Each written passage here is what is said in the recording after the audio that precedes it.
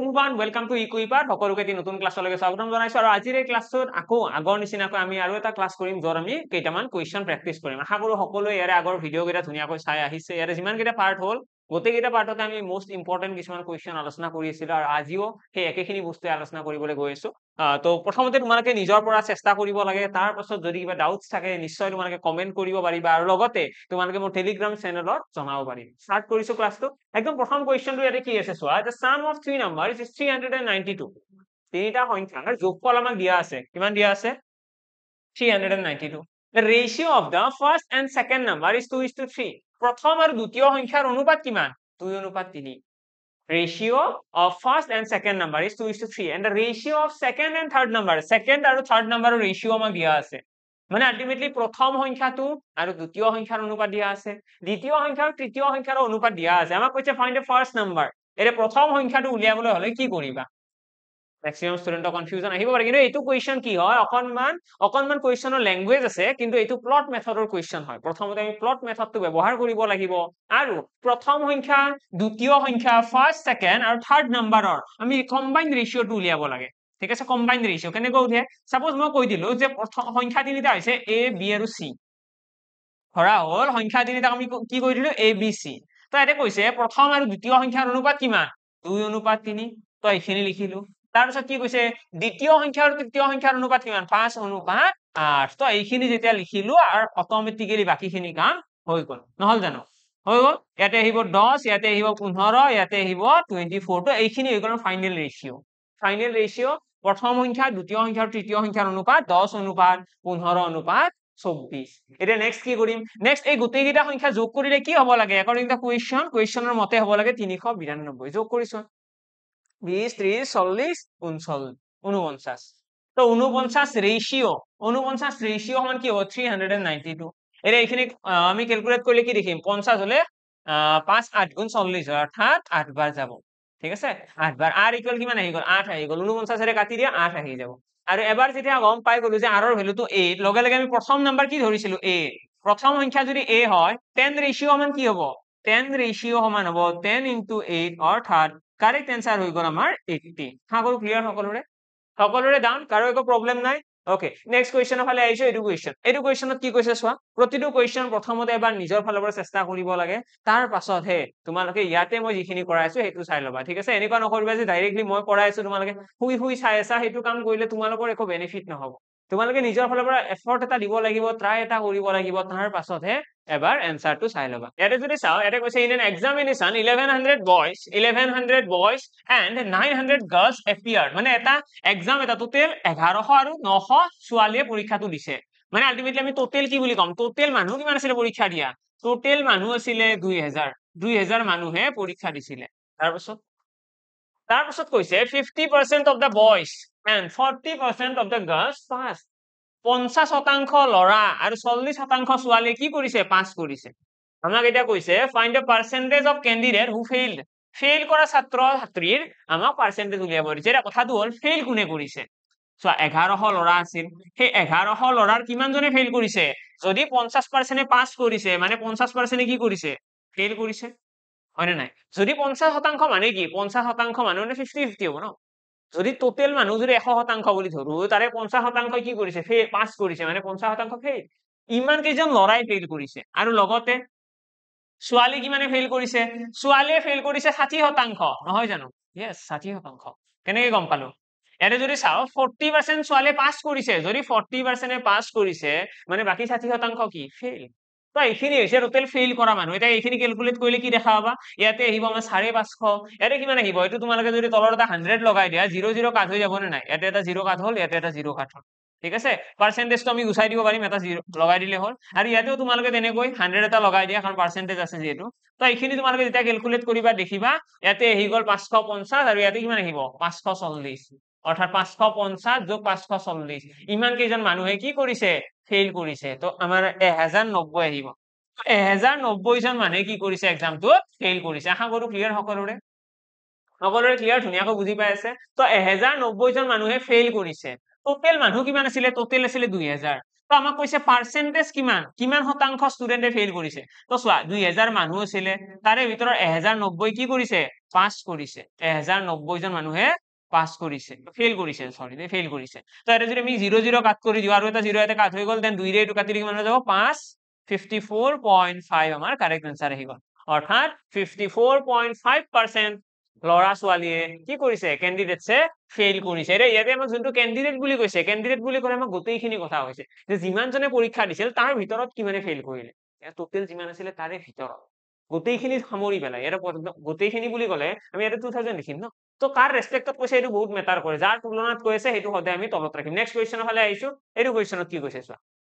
এৰে কৈছে এজন মানুহে এটা বস্তু 40% লাভত বিক্ৰী কৰে এজন মানুহজনে এটা বস্তু এটা a man wanted to sell an article at 40% profit 40% লাভত বিক্ৰী কৰিব বিচাৰে তো 40% লাভত বিক্ৰী কৰিব বিচাৰিছে নেক্সট কি কৈছে actually he sold at 40% loss মানুহজনে 40% লোকসানত বিক্ৰী কৰে মানুহজনে বিক্ৰী কৰিব বিচাৰিছিল 40% প্ৰফিটত কিন্তু কি হ'ল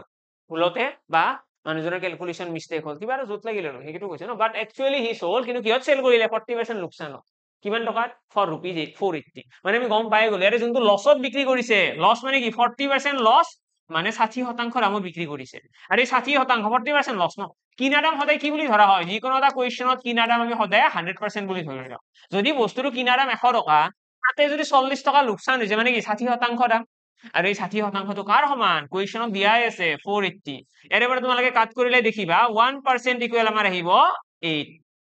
যদি 1% ইকুৱেল 8 হয় তাহলে 100% কি হ'ব 100% কস্ট প্রাইস হৈ যাব 800 বুজি পালা কস্ট প্রাইস হৈ যাব 800 যদি 1% মানে 8 হয় 100% মানে কি হ'ব 800 টকা তো আমি বুজি পাই গলো যে কিনা দাম কি হয় 800 টকা কিনা দাম গম পাই গলো এটা নেক্সট আমাৰ কি আহিব at what price he wanted to sell to gain 40% profit আমাক কৈছে 40% লাভ হ'বলৈ হলে কিমান টকা বিক্ৰী কৰিব লাগিব এটা 40% যদি লাভ কৰিব বিচাৰে তেতিয়াহলে কিমান টকা বিক্ৰী কৰিলে ভাল হ'ব সো এইটো আছিল কিনা দাম সেই কিনা দামটো 800 টকা আছিল এতিয়া 800 টকাৰ বস্তুটো 40% লাভ হ'ব লাগিব মানে কি 140% বুজি পালা 140% ডাবল জিৰো কাট কৰি দিয়া এটা জিৰো এটা জিৰো কিমান হ'ব এইটো এটা হৈ গল 0 দেন 2 1120 টকা আমাৰ কি আহি গল বেচা দাম আহি গল আশা কৰো ক্লিয়াৰ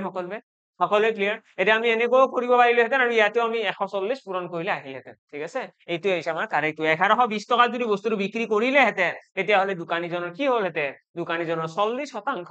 লাভ হ'লহেঁতেন তো ক'বলৈ গ'লে ক্যালকুলেশন বহুত কম যদিহে প্ৰেক্টিস ভাল আছে যদিহে বস্তুবিলাক বুজি থোৱা আছে ইয়াৰে যদি চোৱা ক্যালকুলেশন মই কি কৰিছো সৰু সৰু ক্যালকুলেশন কৰিছো এনসাৰ আহি গৈছে নেক্সট কোৱেশ্চনৰ ফালে আহিছো এইটো কোৱেশ্চন চোৱা এতিয়া এই কোৱেশ্চনটো কি হ'ব এতিয়া এই কোৱেশ্চনটো ওয়ান লাইনাৰ কোৱেশ্চন এবাৰ ট্ৰাই কৰা 5 সেকেন্ড এটা লৈ লোৱা 5 সেকেন্ডৰ ভিতৰত এইটো কোৱেশ্চনৰ এনসাৰ আহিব লাগে মই অকমান আঁতৰি দিছো কোৱেশ্চনটো কি কৈছে এবাৰ চাই লোৱা চাই লৈ পেলাই এনসাৰ উলিয়াবলৈ চেষ্টা কৰা a man sells his TV এটা কি কৰিছে 5% লস 5% লোকসানত বিক্ৰী কৰিছে if he sells it for rupees 80 more যদি দোকানীজনে যদি মানুহজনে 80 টকা বেছি দামত বিক্ৰী কৰিলেহেঁতেন তেতিয়াহলে 5% লাভ হ'লহেঁতেন এতিয়া কি হৈছে 5% লোকসান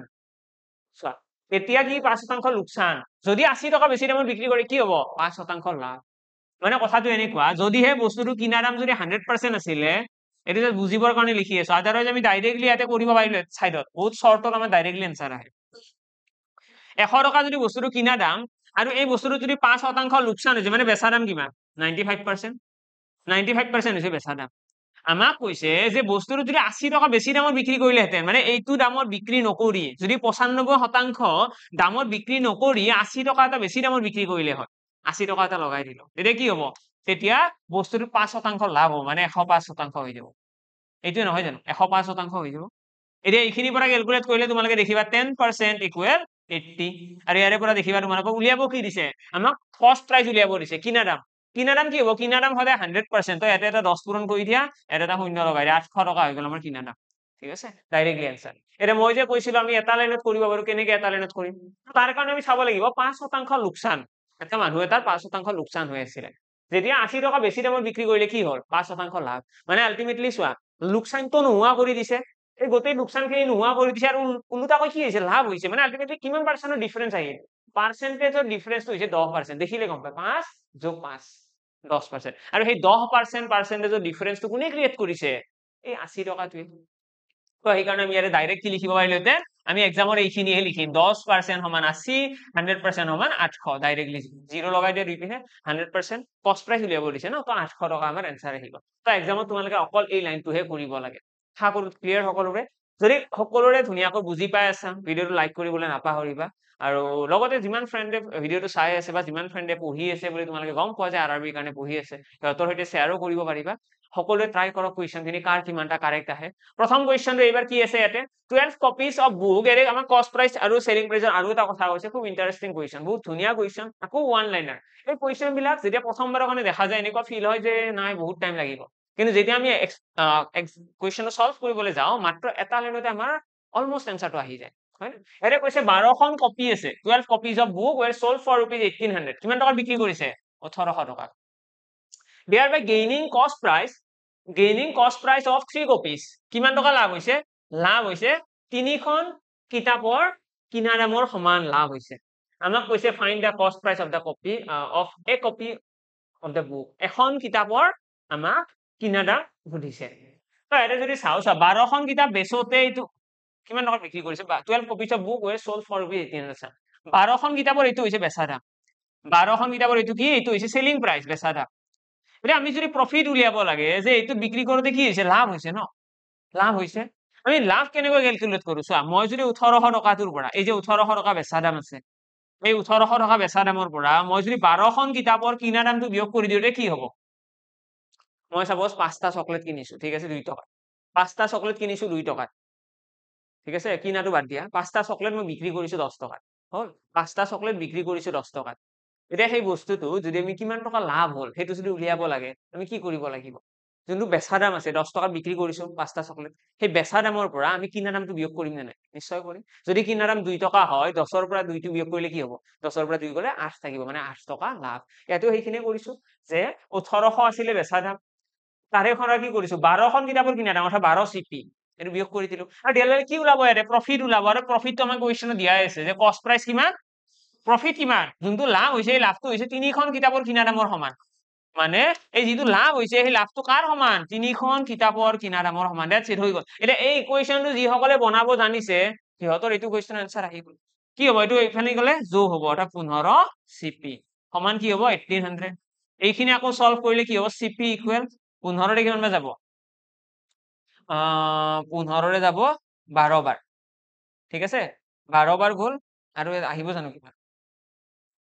30 আহি গল আৰু এটা 0 আহিব 120 মানে এখন কিতাপৰ কিনা দাম কিমান এখন কিতাপৰ কিনা দাম আমাৰ ইয়াতে আহি গল 120 টকা বুজি পালা আশা কৰো ক্লিয়াৰ সকলোৰে তো আলটিমেটলি এইটো কোৱেশ্চনটো মই আগৰ কোৱাৰ নিচিনা যে ক্যালকুলেশন খুব শৰ্ট কিন্তু এই মেইন লাইনটোহে তোমালোকে লিখিব জানিব লাগে এই লাইনটো যদি লিখিব পাৰিলে এইটো আমি কি কৰিব পাৰো ডাইৰেক্টলি আনসাৰ উলিয়াব পাৰো নেক্সট কোৱেশ্চন হলে আইছো এইটো কোৱেশ্চন এনে কি কৈছে এনে কৈছে A and B can complete a work in 12 days A আৰু B কি কৰিছে এটা কাম এটা কমপ্লিট কৰিছে 12 দিনত ঠিক আছে দেন আমাক কৈছে B and C can complete the same work in 15 days B আৰু C লগ হৈ 15 দিনত কৰিছে C আৰু A লগ হৈ পেলাই 20 দিনত কৰিছে then find in how many days A alone can finish the whole work যে A অকলে কামটো কিমান দিনত সম্পূৰ্ণ কৰিব তো কি কৰিম একদম সিম্পল কোৱেশ্চন আৰু এনেকুৱা টাইপৰ কোৱেশ্চন আমি এনেও ডাইৰেক্টলি চাইয়ে থৈ দিও ন ডাইৰেক্টলি চাই থাও ইয়াতে কি হয় ইয়াতে আমাক কম্বাইন কথা কৈছে ইয়াতে মানে গোটেই কেইজনে লগ হৈ কাম কৰিব অৰ্থাৎ A + B B + C আৰু C + A আৰু এনেকুৱা টাইপৰ কোৱেশ্চনত কি কৰিব লাগে এফিচিয়েন্সি উলিয়াবৰ কাৰণে আশা কৰো সকলোৰে মনতে আছে এটা প্ৰচেছ এটা আছিল ন আৰু সেই মেথডটো মনত ৰখাটো বহুত বেছি ভাল কিয় মানে এক্সামত আমি টাইম ওয়েষ্ট কৰাৰ সময় নাই আমি ডাইৰেক্টলি কৰিব লাগে ইয়াতে যদি আমি ডাইৰেক্টলি সলভ কৰো 12 5 গুণ 60 ইয়াতে আহি গল 15 4 গুণ 60 ইয়াতে আহি গল 20 3 গুণ 60 ইয়াতে কি কৰিম এইখিনি যোগ কৰি দিম 5 4 9 10 11 12 12 আমি কি কৰিম 2 ৰে হৰণ কৰিম কিয় কাৰণ ইয়াতে A ডাবল আছে B ডাবল আছে C ডাবল আছে 2 ৰে হৰণ কৰাৰ লগে আমি কি পাই যাম আমি পাই যাম ইয়াতে A + B + C অৰ্থাৎ A B আৰু C ইহত তিনিওৰে লগ হৈ পেলাই এফিচিয়েন্সি কিমান A B আৰু C ৰ এফিচিয়েন্সি হৈছে 6 আশা কৰো ক্লিয়াৰ সকলোৱে ধুনীয়াকৈ বুজি পাই আছে আমি A B আৰু C এই তিনিওটাৰ এফিচিয়েন্সি কিমান পাই গলো 6 পাই গলো তিনিওৰে এফিচিয়েন্সি যদি আমি গমেই পালো তেতিয়া হলে আৰু কিহৰ চিন্তা আনসাৰ আহি গল আৰু কি কৰিব লগা বাকি আছে তিনিওৰে এফিচিয়েন্সি গম পালো আমাক কৈছে ইয়াতে A অকলে কামটো কিমান দিনত কৰিব তো A অকলে কিমান দিনত কৰিব যদি হেতু জানিব লাগে আমি A ৰ এফিচিয়েন্সি জানিব লাগিব আৰু A ৰ এফিচিয়েন্সি জানিবৰ কাৰণে কি কৰিম ইয়াৰে চোৱা B + C আছে নে নাই এই যোনটো 6 আছে তাত কাৰ এফিচিয়েন্সি সোমাই আছে A B C তিনিওৰে এফিচিয়েন্সি আছে আৰু ইয়াৰে পৰা যদি B আৰু C ৰ এফিচিয়েন্সিটো বিয়োগ কৰি দিও তেতিয়া কি হ'ব এই 6টোত A B C তিনিওৰে এফিচিয়েন্সিটো সোমাই আছে ইয়াৰে পৰা যদি B আৰু C টো গুচাই দিও কি থাকিব A ৰ এফিচিয়েন্সি থাকিব তো বিয়োগ কৰি দিয়া এই 6 ৰ পৰা আমি কি বিয়োগ কৰিম 6 ৰ পৰা বিয়োগ কৰিম B আৰু C ৰ এফিচিয়েন্সি এইটো চোৱা B + C কিমান আছে 4 তো B + C 4 টো ইয়াতে বিয়োগ কৰি দিয়া আৰু ইয়াতে যদি আমি 4 টো যদি বিয়োগ কৰি দিও আমাৰ থাকি যাব 2 মানে এই A নামৰ মানুহজনৰ এফিচিয়েন্সি কিমান এফিচিয়েন্সি হৈছে 2 আৰু A ৰ এফিচিয়েন্সি গম পোৱাৰ পাছত কিমান দিন লাগিব উলিয়াব নোৱাৰিম জানো total work divided by efficiency অৰ্থাৎ 30 days আমাৰ কাৰেক্ট आंसर আহি গল আশা কৰো ক্লিয়াৰ সকলোৰে ক্লিয়াৰ ধুনিয়াকৈ आंसर আহিছে কাৰো একো কনফিউজন নাই নেক্সট কোৱেশ্চন হলে আইছো এটো কোৱেশ্চন এটো কোৱেশ্চনত কি কৈছে এটা কৈছে how many men need to be employed to complete a job in 5 days কিমানজন মানুহ হায়াৰ কৰিব লাগিব এটা কাম 5 দিনত সম্পূৰ্ণ কৰাৰ কাৰণে কিমানজন মানুহ এমপ্লয়েড মানে আমাক আমি ৰিক্ৰুট কৰিব লাগিব ঠিক আছে নিয়োগ কৰিব লাগিব যাতে কাম এটা 5 দিনত সম্পূৰ্ণ হয় যদিহে 15 জন মানুহে can complete 1/3 of the job in 7 days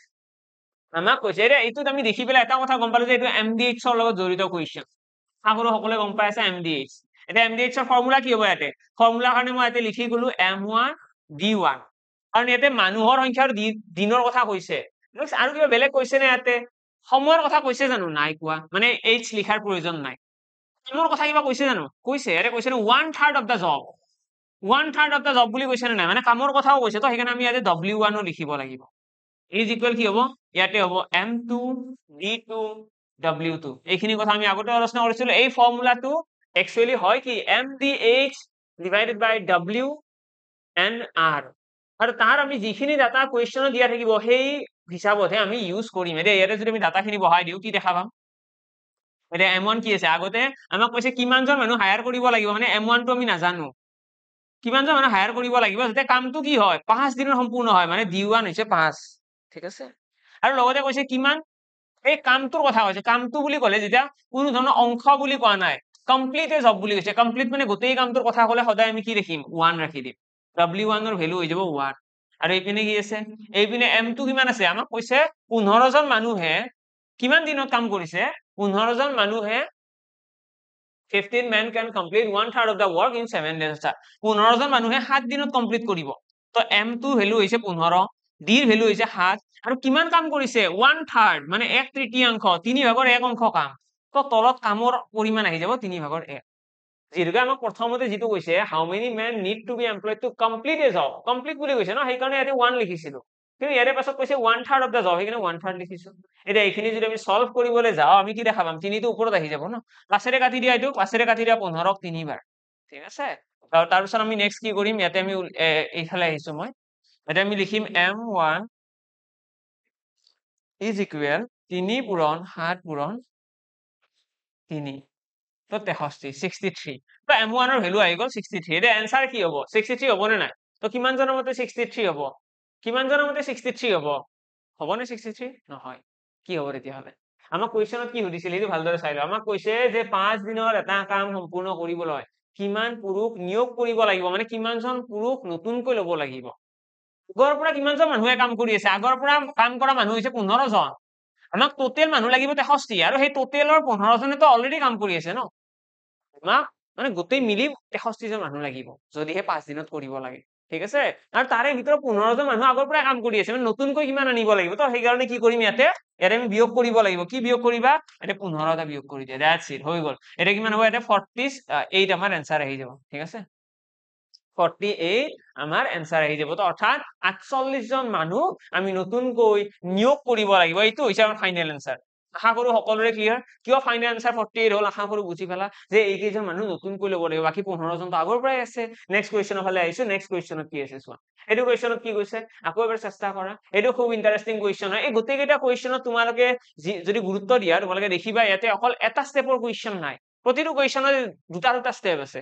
মানে তোমালোকে আধা কৰি পেলাই এৰিব নোৱাৰা এতিয়া ইয়াতে যদি চোৱা ন ইয়াতে আমি প্ৰথমতে বাৰু এইখিনি বেসিক কনসেপ্ট এইখিনি লগাই পেলাই আমাৰ 63 आंसर আহি গল কিন্তু ইয়াতে আমাৰ সীমিত নহয় ইয়াৰে পাছত এটা আৰু ক্ৰুচিয়েল পইণ্ট এটা আছে এটা আৰু পইণ্ট আছে সেই স্টেপটো কৰিলে आंसर আহিব ম্যাক্সিমামে কি কৰে গৈ গৈ এইখিনিতে ৰৈ যায় হয় না ম্যাক্সিমামে কি কৰে গৈ গৈ এইখিনিতে ৰৈ যায় তো হেতু কৰিব নালাগে এটা স্টেপ আৰু চাব লাগিব এইখিনি বস্তু ইয়াতেও তেনেকুৱা ইয়াতেও আমাক কি কৈছে কোৱেশ্চন ইমান বেছি সিম্পল নহয় ইয়াতে আমাৰ দুটা স্টেপ আছে আৰু সেই দুটা স্টেপে আমি কৰিব লাগিব ঠিক আছে এটা স্টেপত ৰখি গলে নহব কি কৈছে আৰে কৈছে at certain rate of interest so এটা নিৰ্দিষ্ট সুতৰ হাৰত 400 টকাটো 480 হ'ব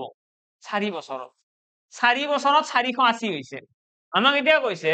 যদি ৰেট অফ ইন্টাৰেস্ট এই সুতৰ হাৰটো যদি 2% বঢ়াই দিয়া হয় তেতিয়া কি হ'ব what will be the new amount নতুন amount কি হ'ব এই ক্ষেত্ৰত আমাৰ 400 পৰা 480 হৈছে মানে ইয়াতে কি সুতৰ হাৰ ফাৰ্স্ট এইটো উলিয়াব লাগে যে প্ৰথমতে সুতৰ হাৰ কিমান আছিল প্ৰথম কোৱেশ্চন হৈছে এইটো প্ৰথমতে সুতৰ হাৰ কিমান আছিল কেনেকৈ গম পাম তো তাৰ কাৰণে আমি চাব লাগিব SI ৰ ফৰ্মুলা কি আছিল SI ইকুৱেল ফৰ্মুলা আছিল PRT ডিভাইডেড বাই 100 আৰু ইয়াতে মই অলৰেডি SI টো দিয়া আছে কিমান আছিল 400 টকাৰ পৰা কিমান হৈছে 480 মানে 80 টকা হৈছে ইয়াতে SI এইখিনি সমান কি হ'ব তলত আছে 100 ওপৰত কি আহিব প্ৰিন্সিপাল 400 তাৰপিছত R তো আমি নাজানো টাইম হৈছে 4 বছৰ হৈ গল এটা যদি ইয়াতে 0 কাটি দিয়া 0 কাট খাই গল দেন এটা 4 ৰে তোমালোকে 80 কাটিব পাৰিবা 20 4 গুণ 80 আকৌ 4 ৰে এইটো কাটিব পাৰিবা 5 বাৰ মানে R ইকুৱেল কিমান আহি গল R ইকুৱেল আহি গল 5% বুজি পালা R ইকুৱেল কিমান আহি গল 5% আমি গম পাই গলো যে আগতে সুতৰ হাৰ কি আছিল 5% মই কৈছিলো ন এইটো কোৱেশ্চনতো দুটা স্টেপ আছে এটা এইখিনি আনসাৰ নহয় আৰু এটা স্টেপ আছে কি স্টেপ আছে এইবাৰ কৈছে যদি ৰেট অফ ইন্টাৰেস্ট 2% বৃদ্ধি কৰা হয় তেতিয়া কি হ'ব মানে R ৰ ভ্যালুটো কি হৈ যাব 5 ৰ পৰা 7 হৈ যাব আর রেট অফ ইন্টারেস্ট আগতে আছিল 5% এতিয়া হ'ব 7% আমাক কৈছে নিউ এমাউন্ট কি হ'ব তো নিউ এমাউন্ট উলিয়াৰ কাৰণে আমি এমাউন্ট ইকুৱেল ফৰ্মুলা ইউজ কৰি দিম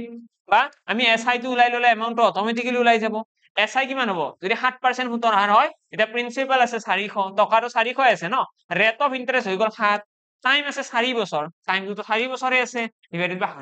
100 0 কাট কৰি দিয়া কিমান হ'ব তো 4 4 গুণ 16 16 7 গুণ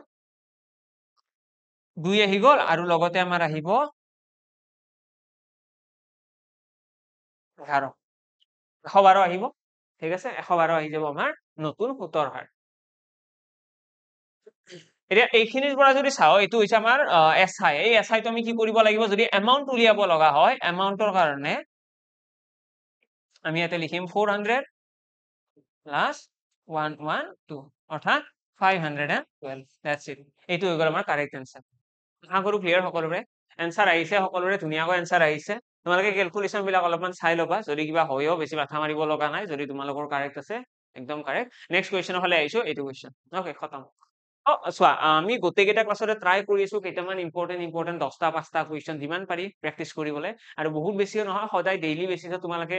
কনসেপ্ট বা থিওৰিটিক্যালি পঢ়াটো চলাই ৰাখিবই লাগিব তাৰ লগতে অকমান টাইম দিব লাগে প্ৰেক্টিসৰ কাৰণে সেই অকমান টাইমত আমি বহুত বেছি কুৱেশ্চন চোৱাটো আমাৰ কাৰণে ভুলে হ'ব বহুত বেছি চালে হয়তো দুই এটা বুজি নাপাম কিবা এটা ডাউটস থাকিব এটা কথাটো হল কি ৰেগুলাৰ বেসিছত যেটো ক্লাছ আহি আছে তাৰে প্ৰতিটো ক্লাছতে আমি আলোচনা কৰি আছো প্ৰেক্টিস কুৱেশ্চন তো যদি কিবা স্পেসিফিক টপিকৰ কুৱেশ্চন লাগে হেতু তোমালোকে কমেন্ট বক্সত জনাব পাৰা কিবা ডাউটস থাকিলেও টেলিগ্ৰামত জনাব পাৰিবা আজিৰ কাৰণে ক্লাছটো ইয়াতে সামৰিলো আৰু লগতে জনাই দিছো যদি কোনোবা আৰবি গ্ৰুপ ডি কাৰণে প্ৰিপেয়াৰ কৰি আছে তোমালোকৰ কাৰণে অলৰেডি ই কুইপেতে এটা বেঞ্চ লঞ্চ কৰিছে যত আমাৰ গোটেইখিনি সাবজেক্ট কভাৰ কৰা হ'ব তাতেও লগ পাম বুলি আশা কৰিছো আজিৰ ক্লাছটো ইয়াতে সামৰণি মাৰিছো thank you and bye by